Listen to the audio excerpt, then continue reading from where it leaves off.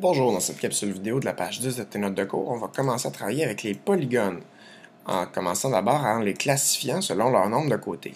On a vu dans la dernière vidéo comment construire des quadrilatères, donc à 4 côtés. On a vu d'abord, avant on avait travaillé avec les triangles qui avaient 3 côtés, donc on va continuer à travailler maintenant à voir les autres noms des polygones. Donc un polygone à 3 côtés s'appelle un triangle, à 4 côtés s'appelle un quadrilatère, 5 côtés s'appelle un pentagone, 6 côtés un hexagone, 7 côtés un heptagone, ça ressemble à 7 heptagones. Un polygone à 8 côtés s'appelle un octogone. Un polygone à 9 côtés s'appelle un ennéagone. Un polygone à 10 côtés s'appelle un décagone. 11 côtés endécagone. Et 12 côtés dodécagone.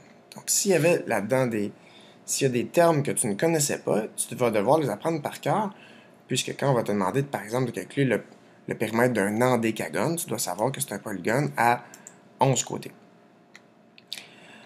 Maintenant, on avait déjà vu la somme des mesures des angles intérieurs pour le triangle et le quadrilatère. On va aller maintenant trouver une formule qui va nous permettre de trouver la somme des mesures des angles intérieurs de peu importe le nombre de côtés du polygone.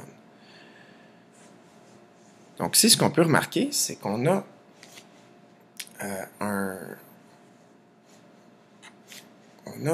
je vais sortir mes outils pour écrire. OK. Donc, si je prends un polygone ici qui a 5 côtés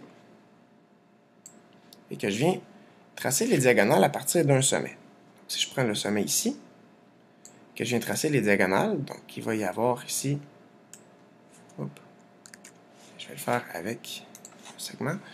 Donc, je viens tracer une diagonale, comme ça, puis une autre à partir du même sommet. Donc, c'est les seules diagonales que je peux faire à partir du sommet ici. Ce que je peux remarquer, c'est que je vais avoir 3 triangles.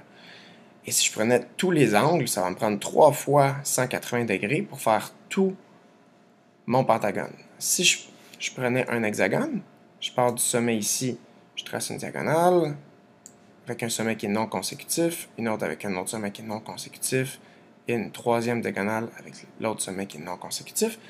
J'avais 6 côtés, j'ai maintenant 4 triangles, et ça me donne en tout 4 fois 180 degrés pour la somme des angles du triangle. Donc maintenant, combien de côtés cette figure possède-t-elle? J'ai 5 côtés, donc ça me donne 3 triangles. La somme des mesures des angles intérieurs d'un triangle, c'est 180 degrés. Donc la somme des mesures des angles intérieurs du polygone, on va prendre la lettre S, donc S va être égal à 3 fois 180 degrés, donc 540 degrés. Maintenant, si je prends un nombre de côtés, au lieu d'écrire le nombre de côtés, on va prendre N. Donc N va être le nombre de côtés. Donc ici, ça va être 6. J'ai 6 côtés, j'ai un hexagone. Si je trace toutes les diagonales qui partent d'un sommet, j'ai maintenant 4 triangles qui sont formés à l'intérieur du polygone. Donc la somme des mesures des angles intérieurs du polygone va être S égale à 4 fois 180 degrés, qui me donne 720 degrés. Et là, je peux remarquer quelque chose. J'avais 5 côtés, j'ai 3 triangles. Donc 3 fois 180 degrés. J'avais 6 côtés, 4 triangles, donc 4 fois 180 degrés. Donc ce qu'on peut remarquer, c'est que je prends mon nombre de côtés, je fais 2 de moins, donc moins 2, et ensuite je fais fois 180 degrés, ça va me donner la somme des mesures des angles d'un triangle. Donc maintenant, ce que je vais faire, c'est aller identifier la formule qui permet de trouver ça. Donc la formule, c'est S égale à N-2 fois 180 degrés. Et là, que veut dire cette formule-là?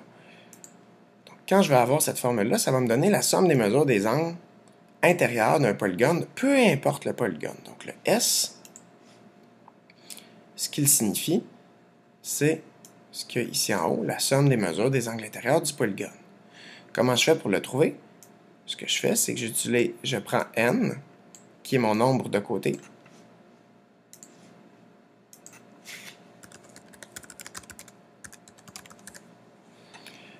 et ça me donne ma somme. Donc pour trouver la somme, je fais le nombre de côtés, moins 2, fois 180 degrés.